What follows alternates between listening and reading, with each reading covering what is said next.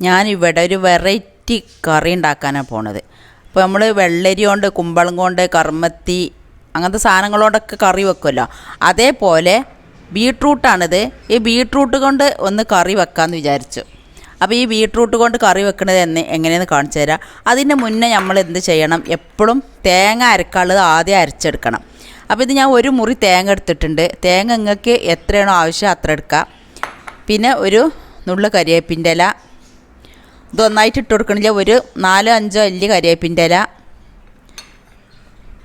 അതേപോലെ ഇതിലേക്ക് വേണ്ട പച്ചമുളക്, ചെറിയ ജീരകം,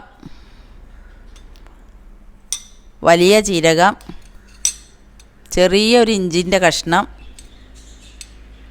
3 അല്ലി വെളുത്തുള്ളി, 2 ചീരുള്ളി. അപ്പോൾ ഈ പച്ചമുളകും ഇത്രയും സാധനങ്ങൾ, പച്ചമുളകിൻ്റെ എണ്ണ ഞാൻ പറയുന്നില്ല, നിങ്ങൾക്ക് എരിവിനനുസരിച്ച് ഇട്ട് കൊടുക്കുക. അപ്പോൾ ഇത്രയും സാധനങ്ങളും ഈ തേങ്ങയും കൂടി വെച്ചിട്ട് ഞാനൊന്ന് നല്ല നൈസാക്കിയിട്ടൊന്ന് അരച്ചെടുക്കട്ടെ. അതിന് ശേഷമാണ് ഞാനിത് തീ വെക്കാൻ പോകണം. എന്ന് വെച്ചാൽ എപ്പോഴും നമ്മളെ തേങ്ങ അരക്കണത് നല്ല അരിഞ്ഞതിന് ശേഷം ഒരു 10-15 മിനിറ്റെങ്കിലും ഇരുന്നതിന് ശേഷം നമുക്ക് കറി വെക്കാം. അപ്പോൾ ഇത് ഞാൻ അരച്ചെടുത്തിട്ട് വരാം. അപ്പോൾ ഇവിടെ ഇത് നൈസായിട്ട് അരച്ചെടുത്തിട്ടുണ്ട്. അപ്പോൾ ഇതൊന്നും ഇവിടെ ഇരിക്കട്ടെ. ഇനി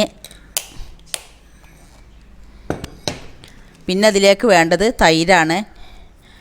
തൈര് അല്ലെങ്കിൽ മോര് ഏതെങ്കിലും ഒന്ന് ഉപയോഗിക്കാം. മോര് ഞങ്ങളുടെ നാട്ടിലൊക്കെ ഇങ്ങനെ വാങ്ങിക്കാൻ കിട്ടും, ഇല്ലെങ്കിൽ തൈര് ഉപയോഗിക്കാം. പിന്നെ ഉപ്പ്, വെളിച്ചെണ്ണ, വെള്ളം, അത്രേ വേണ്ടു. അപ്പോൾ ഞാൻ ഇതൊന്ന് ഒരു കുക്കറിലിട്ടിട്ടാണ് ചെയ്യണത്. കാരണം വെച്ചാൽ ഇപ്പോൾ ഉച്ച സമയമാവാനായിട്ടുണ്ട്. ഇന്ന് ഓരോരുത്തർ വന്നതുകൊണ്ട് സമയം വൈകി കറി ഉണ്ടാക്കാൻ. അപ്പോൾ ബീട്രൂട്ട് ഒരു കുക്കറിലേക്ക് ഇട്ട് കൊടുക്കണം. ഒരൊറ്റ വിസിലടിച്ചാൽ മതി കേട്ടോ. ഇതിലേക്ക് വേണ്ട ഉപ്പും ഇതിലേക്ക് ഇട്ട് കൊടുക്കുക. കറിയിലേക്ക് ഒന്നായിട്ടുള്ള ഉപ്പാണ് ഇട്ട് കൊടുക്കുന്നത്. അതേപോലെ വെള്ളം ഒഴിച്ച് കൊടുക്കുക. ഞാൻ ഒരു ഗ്ലാസ് വെള്ളം ഒഴിച്ച് കൊടുക്കുന്നുണ്ട്.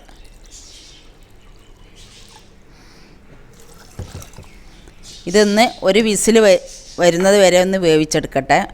ഒരൊറ്റ വിസിൽ മാത്രം വന്നാൽ മതി. അപ്പോൾ ഞാനിതൊന്ന് വേവിച്ചിട്ട് വരാം. അപ്പോൾ നമ്മൾ ഇത് ഓഫ് ചെയ്യാൻ പോവാണ്.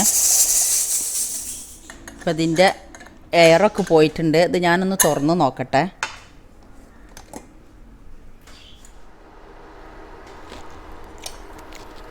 ഇത് നല്ലവണ്ണം വെന്തിട്ടുണ്ട്. ഇനി അതിലേക്ക് തേങ്ങ അരച്ചത് ഒഴിച്ച് കൊടുക്കുകയാണ്.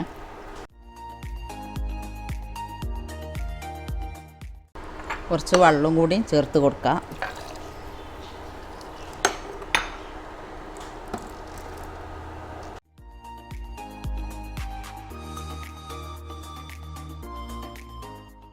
ഇതൊന്ന് തിളച്ച് വന്നതിന് ശേഷം കുറച്ചുകൂടി ഉപ്പിട്ട് കൊടുക്കണം കേട്ടോ.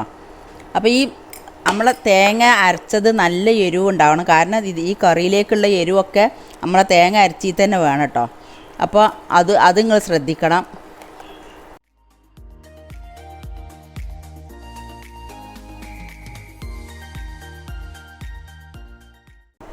അപ്പം ഓരോ തൈരൊക്കെ ഒഴിച്ചിട്ടുണ്ടെങ്കിൽ അധികം തിളക്കണ്ട. അപ്പോൾ അതുകൊണ്ടാണ് ഞാൻ ഈ തേങ്ങ അരച്ചതൊന്ന് നല്ലോണം തിളപ്പിച്ചെടുക്കാമെന്ന് വിചാരിച്ച്.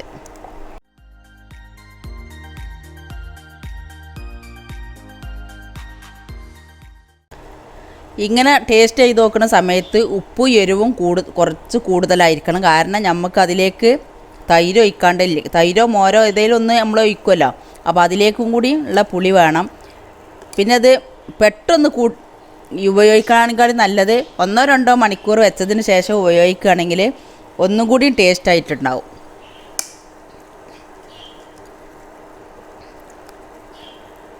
അതേപോലെ ഇത് താളിക്കണ സമയത്തും പിന്നെ വെന്തതിന് ശേഷം ഇതിൻ്റെ മേലെ വരുന്ന പത അമരുന്നത് വരെ ഒന്ന് വെക്കണം. അതിന് ശേഷമാണ് നമ്മളിത് താളിച്ചെടുക്കുക. പക്ഷേ ഇന്ന് എനിക്ക് ഉടനെ താളിക്കേണ്ടി വരും.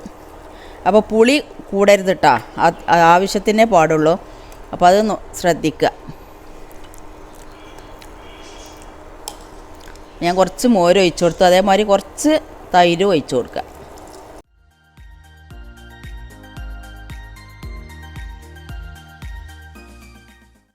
എൻ്റെ കയ്യിലുള്ള മോര് നല്ല പുളിപ്പുണ്ട്. അപ്പോൾ അതുകൊണ്ട് കുറച്ച് മോര് ഒഴിച്ച് കൊടുത്ത് ബാക്കി തൈര് ഒഴിച്ച് കൊടുത്ത്. അപ്പോൾ ഇനി തിളക്കേണ്ട ആവശ്യമില്ല, അത് ഓഫ് ചെയ്യുക.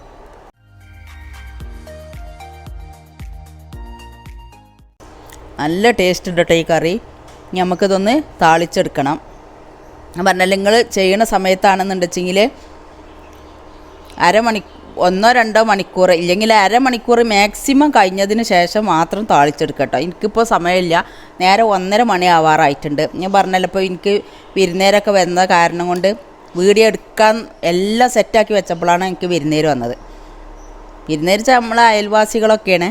അപ്പോൾ അതുകൊണ്ട് എനിക്കത് ആ സമയത്ത് എടുക്കാൻ പറ്റിയില്ല. അപ്പോൾ അതുകൊണ്ട് നേരം വൈകിയിട്ടുണ്ട്. അപ്പോൾ ഞാൻ ഇത് ഉടനെ തന്നെ താളിച്ചെടുക്കുകയാണ്.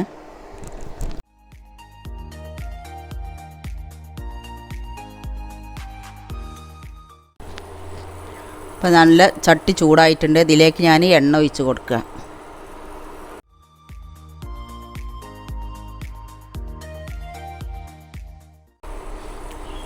ഒരു ടീസ്പൂൺ കടുക് ഇട്ട് കൊടുക്കുന്നുണ്ട്.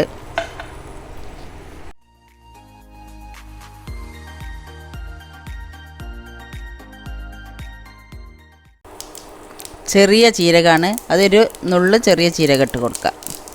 അതൊന്ന് പൊട്ടിത്തെറിക്കട്ടെ. അപ്പോൾ നമുക്ക് കരിവേപ്പിൻ്റെ ഇലയും പിന്നെ ഉണക്കമുളകും ഇട്ട് കൊടുക്കാം.